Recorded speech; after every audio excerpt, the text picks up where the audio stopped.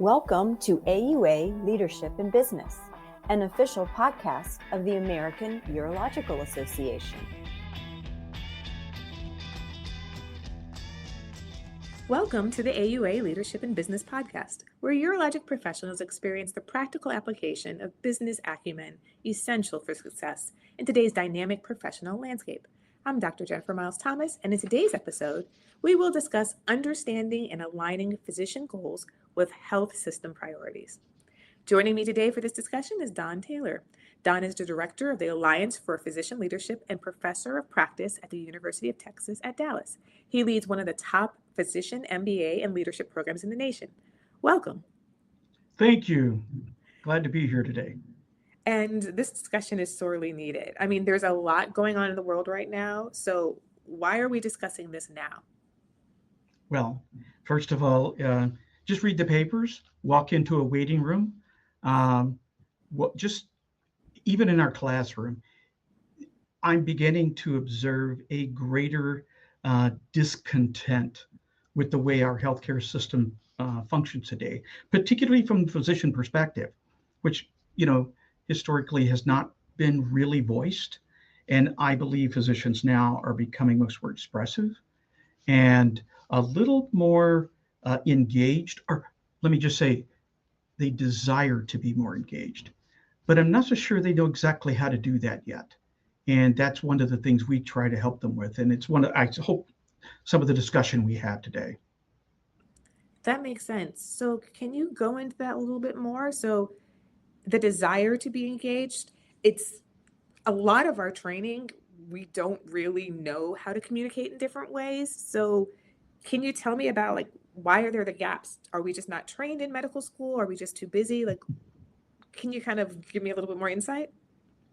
Well, so let's be real. Okay. While a lot of the folks that are in the C-suite today were educated, they were developing skills in business acumen, communication, just basic leadership skills.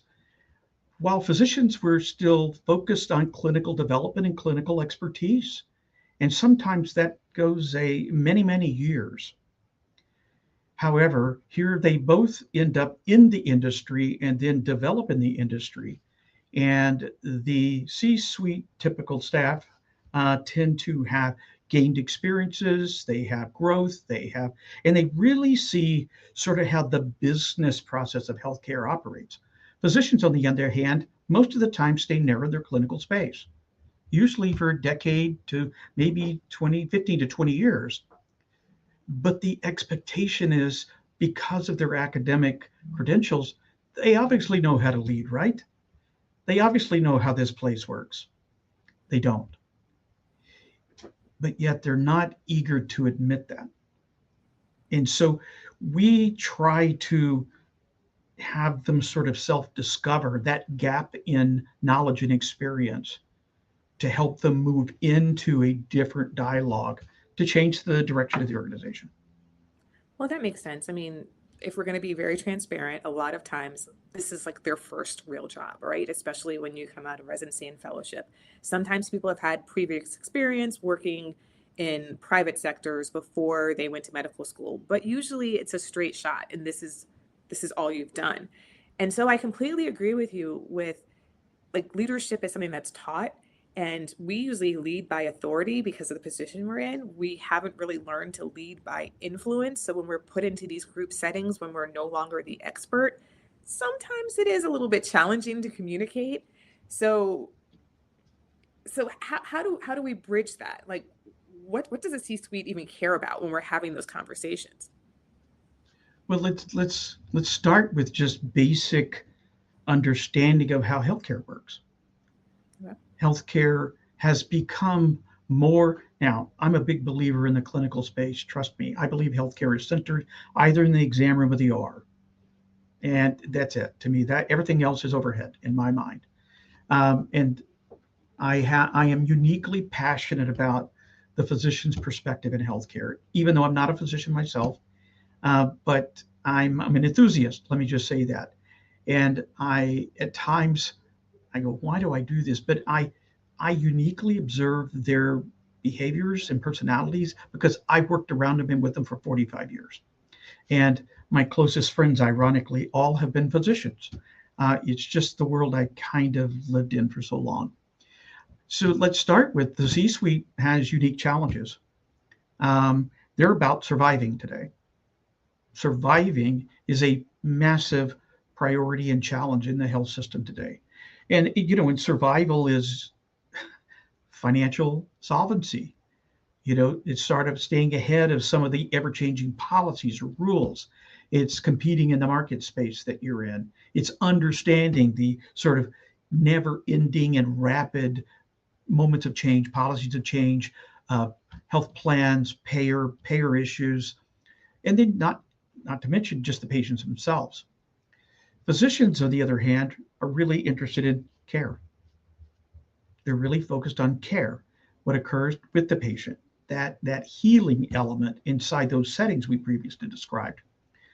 Strangely enough, those two don't really overlap often in the operation of a health system right now. So what's happened is the physicians have felt a little bit distant. They have been relegated to the quote assembly line. I hate that term, but they have been relegated to the revenue generation side of the business. And that has created this gap between the clinical focus and the business focus of healthcare that has to be bridged. We have to find a way to find common dialogue between the two. So at what point should that be taught? I mean, should we make sure we incorporate a lot more business classes in medical school or residency?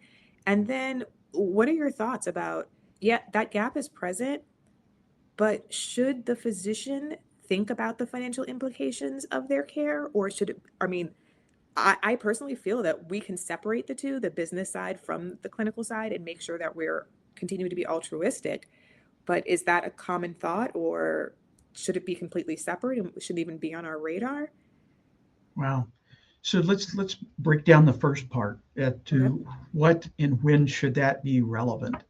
I am a I didn't always believe this, but having now gone through and understand the program that we have here, and I'm not promoting the program, but I am promoting the concept Okay. because physicians have to lean forward to understand the language of healthcare of the business.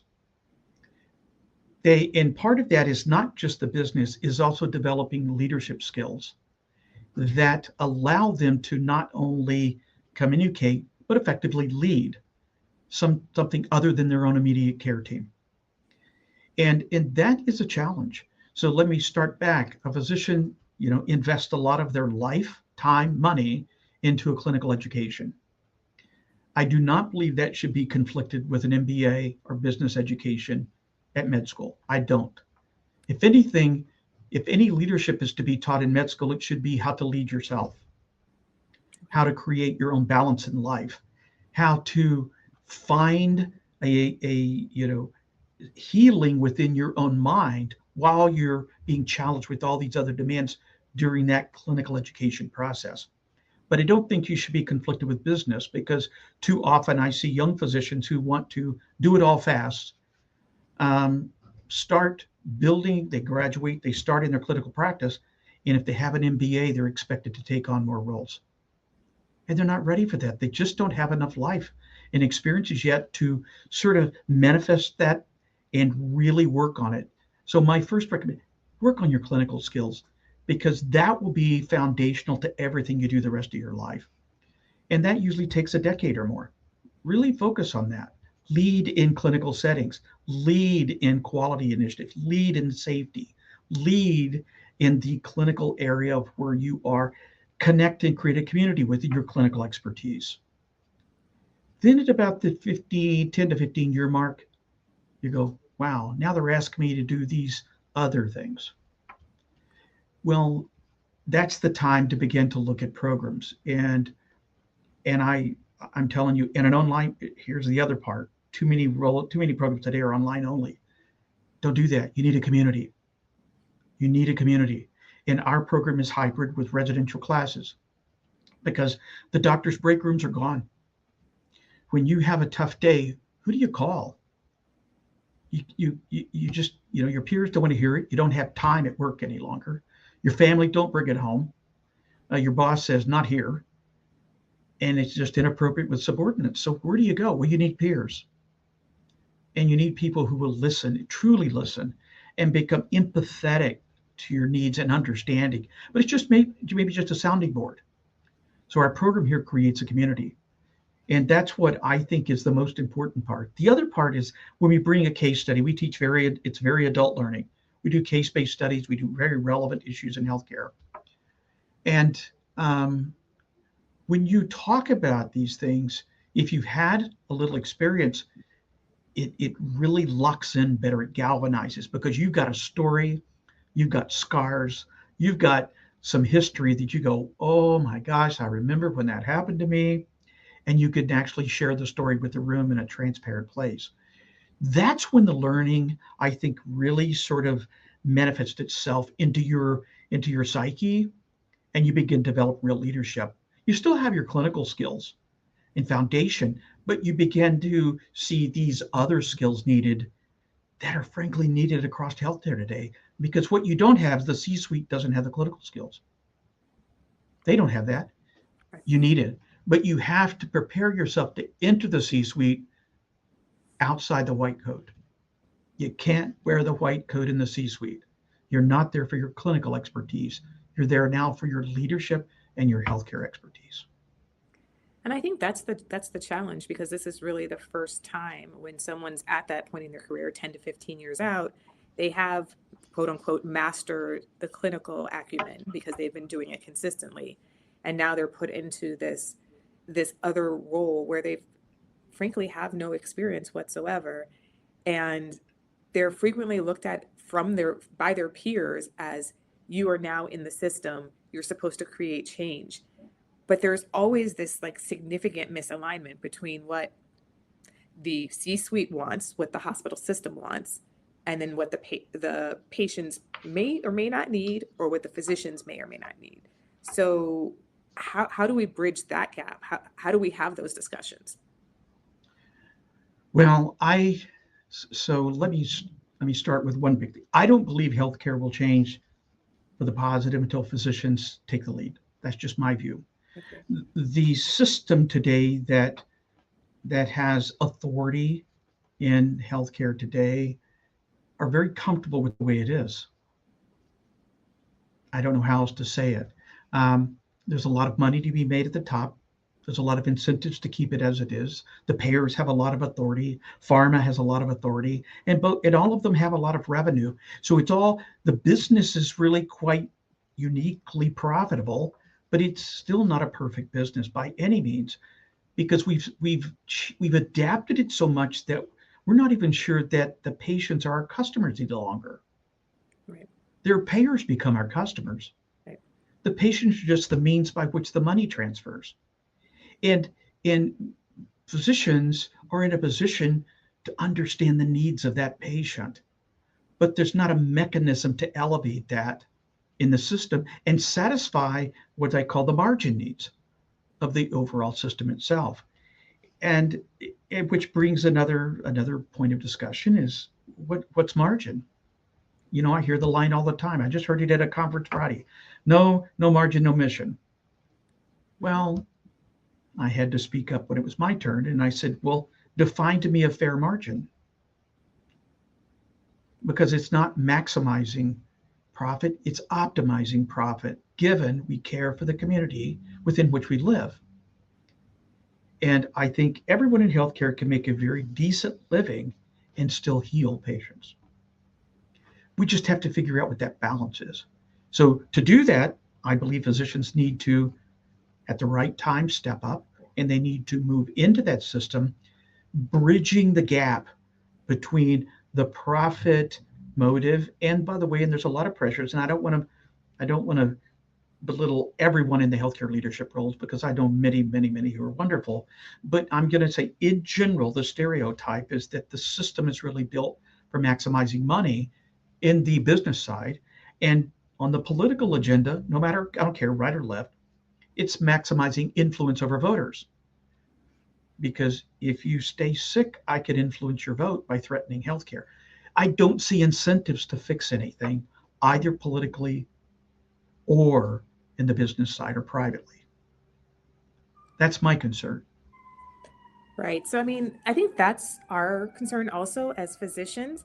I think part of part of the underlying issue is one, we have no experience. Two, we're not in charge of P&Ls typically in these systems. So that balance really is not there. And the education is not there also. A lot of times, unless you're in private practice, you really don't understand how the revenue flows in these systems. And purposely or by neglect, you're not given access to that, especially if you're employed or in health systems or in academic medicine. So again, there's this huge big disconnect. And if we're going to be completely honest, a lot of times when we're placed in uncomfortable situations where we are not the expert, we don't always we're not always able to communicate our needs in ways that are very, let's say, proficient in coming to the table and reconciling and negotiating appropriately. So I feel that a lot of times in these situations, the more knowledge we have about how the others live, how the other Mhm. world, the business world functions, the the better we are at navigating and creating change, which does again require the physician to sacrifice. And a lot of times we have that kind of mentality that we are the ones who are supposed to be altruistic. We work more than the 40 hours. If we leave early, then it's a ding on you're not taking care of patients, not patient care. Yet, if we don't get paid overtime because we're all salaried, yes, you get RVUs, but what's the downstream revenue? What's the everything else that like the capital margin that's going to be there because of all the other tests and things we order. So I think what I'm going to try to summarize what you're saying is that we can't just show up. That's right. Everything there's a learning curve for everything. We have to take the time and make the effort to learn this side of the business, to have those conversations, because unless we're involved, the system is at this equilibrium, kind of happy. People are making money. Yes, we're delivering the care. There could be a way that we can deliver it in a more efficient manner, possibly decrease cost, but we have to be at the table, which means we have to learn where the table is. Absolutely. And in that, so what you've said is right. Now, how do physicians prepare for that? Um, and I believe that's a little bit of a, it's a frustration of mine because I've talked to a number of health systems recently, and I asked them about physician development. Even when you start early in the career as a clinician, have you helped them just learn the culture? Have you welcomed them to your organization? Have you just kissed them on the cheek and say, glad to have you here? I'm shocked at how few um, do much more than teach them how to generate revenue. And physicians need to understand they need development while they're growing their clinical skills. They need really development into two avenues. One in the basic business elements and where healthcare is as a nation. Where are we as a nation in healthcare and how rapidly it's changing? It is changing significantly. You have to sort of spend a little time uh, staying up to date with that because we could talk about a number of things like AI. Oh my gosh, I could spend the whole session talking about AI and governance and oversight.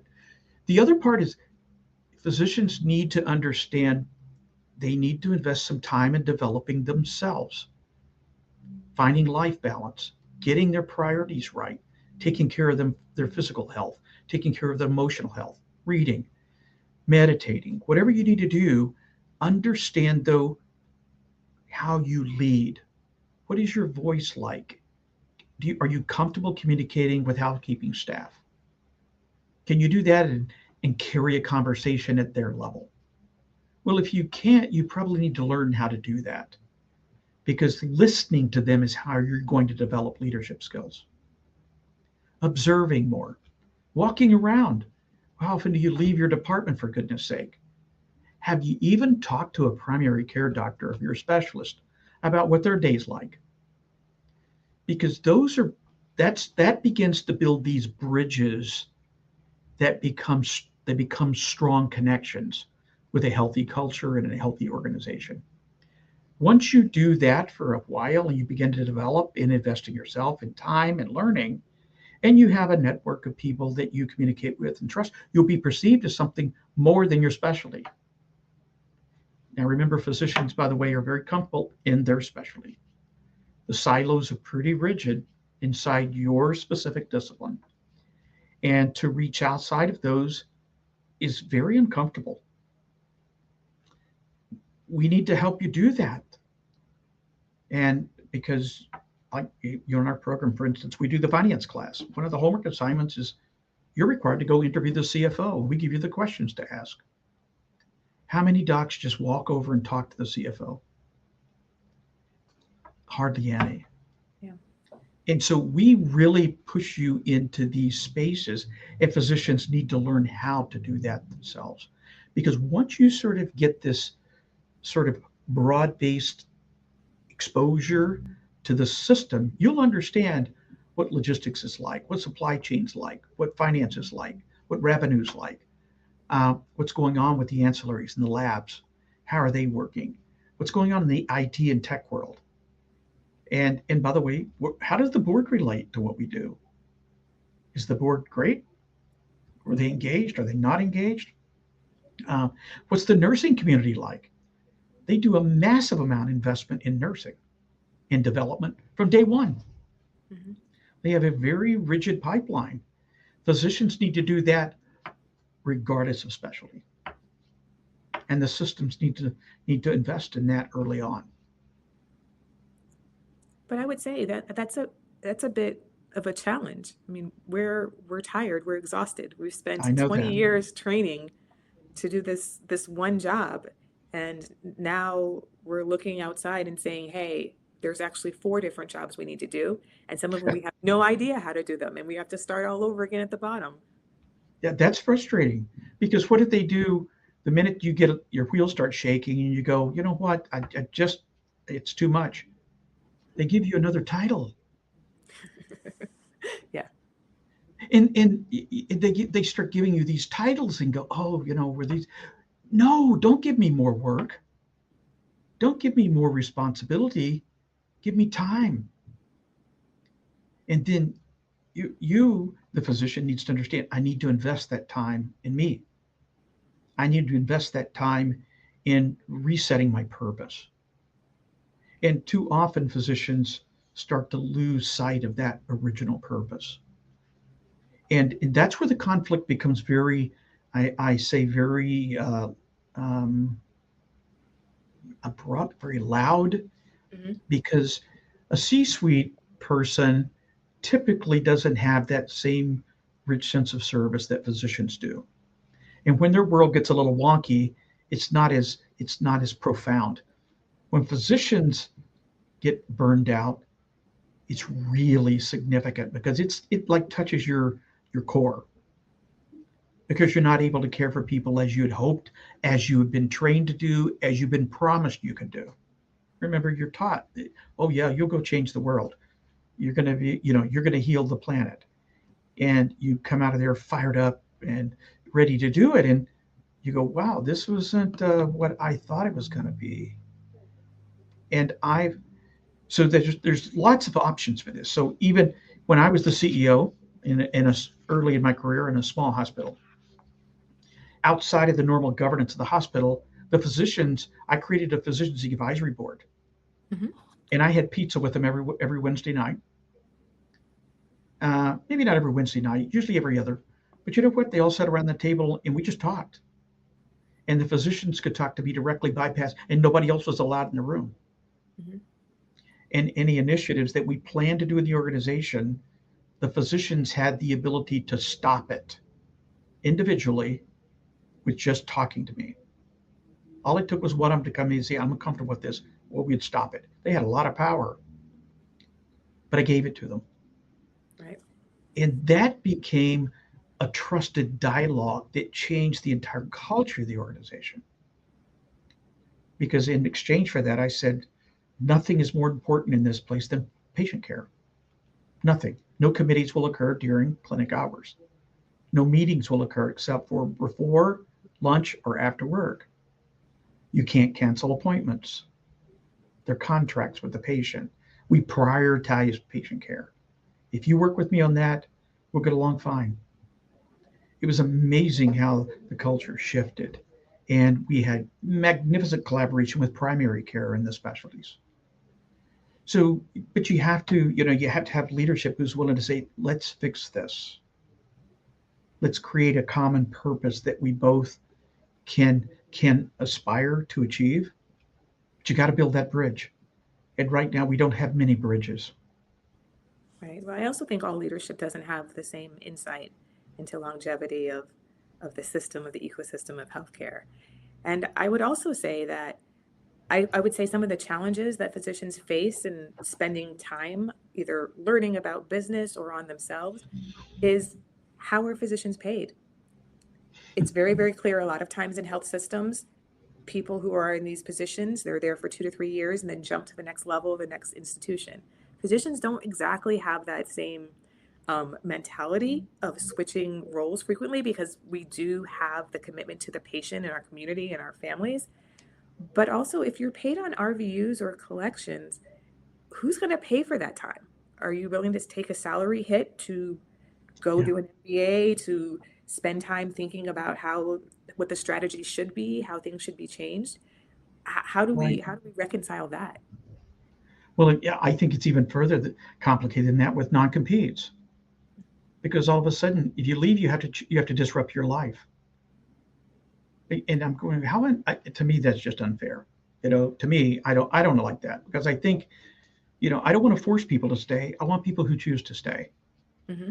And because if you're forced, then you become a little more, you become angrier at these forces that are restraining you and not allowing you to fulfill what you think may be your destiny in many places.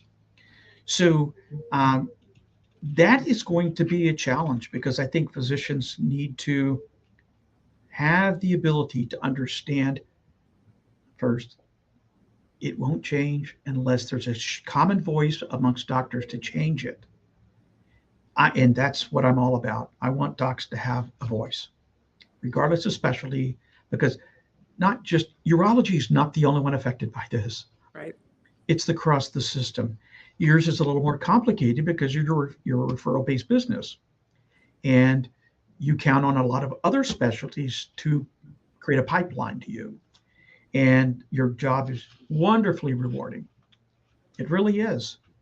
But it's still complicated, because you and family medicine and others, internal medicine, you name it, have to stay connected with the common voice. And that's what's missing right now, I think. And I applaud this organization for allowing that. But I would encourage you to talk to more specialties, because right now there's no place that really offers this shared focus. So I've got a book coming out literally July titled Healing, and I talk about the conflict between physicians' well-being and the way they've been taught to think. Hmm. Because thinking, the way they think, manifests itself in behaviors, but also manifests itself in the way they work and the way they accept things, because they've been taught to think like this. And they've never been taught to really challenge things, because that wasn't really welcomed in med school. Um, and if you made a mistake, it was a complete failure. Well, life is about learning.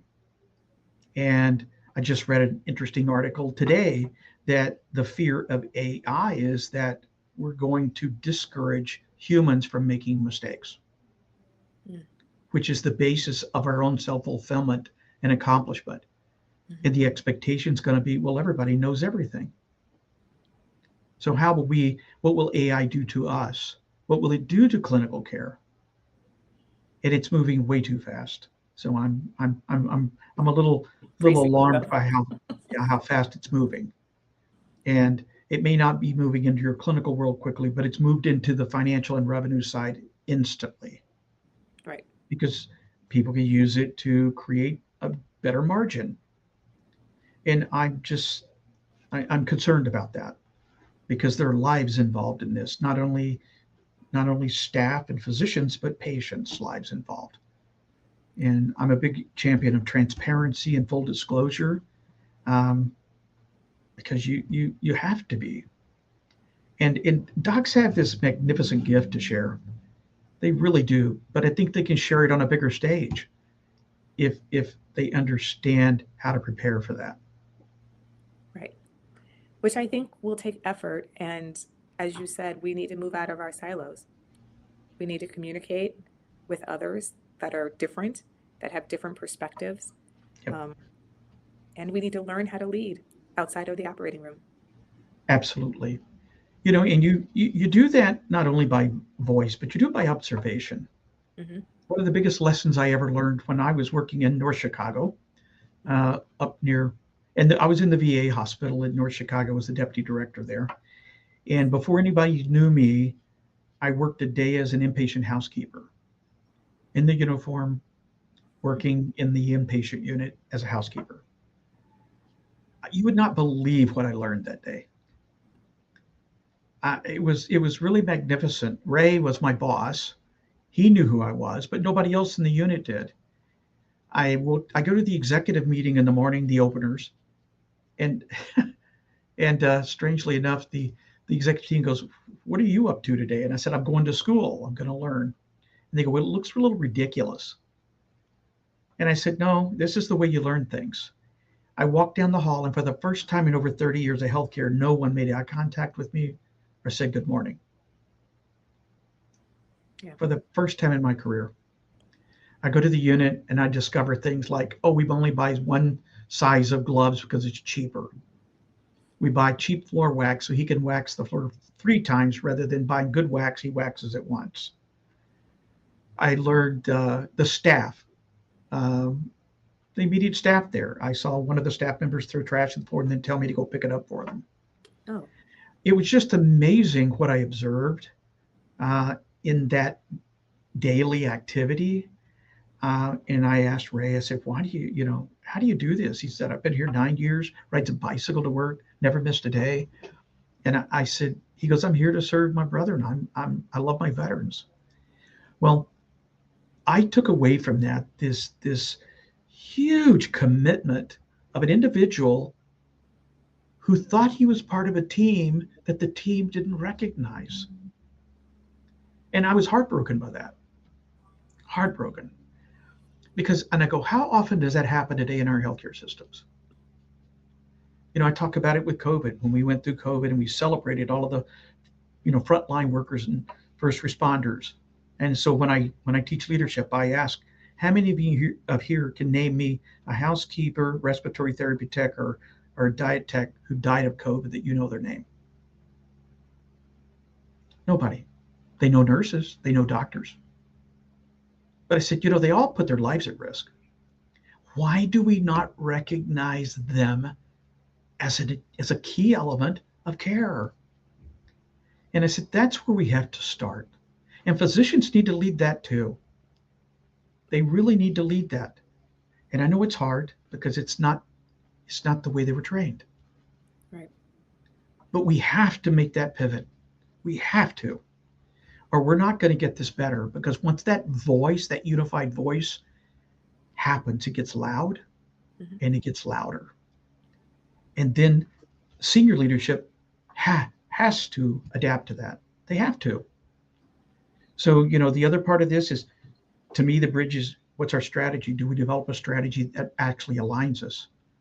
I just did a workshop on Friday about strategy to a large group, and it was like, strategy is not a book on the shelf. Strategy is the way we think. Strategy is what we think about. It's our goals. It's our daily activity. Every job should have a job description with goals attached to that strategy. But every one of those goals should be working with your coworkers, getting to know people. I just, I'm, we're not making washing machines. We're not making Ford trucks. We're healing people. It's a different industry, and it can't be treated as an industry. And the idea of maximizing profit bothers me. There's a better balance. And as physicians, we have the ear of the patient, we have the trust of the patient, we have the lives of the patients in our hands. So it's up to us to make a difference. It is. You have the competence, you have the voice, you have the knowledge. Now develop the skills to lead.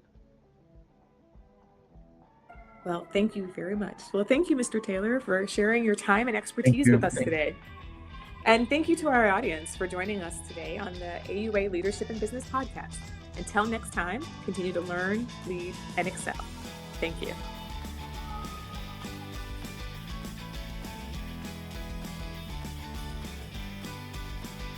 Thank you for listening. If you enjoyed this episode, make AUA Leadership in Business your go-to podcast.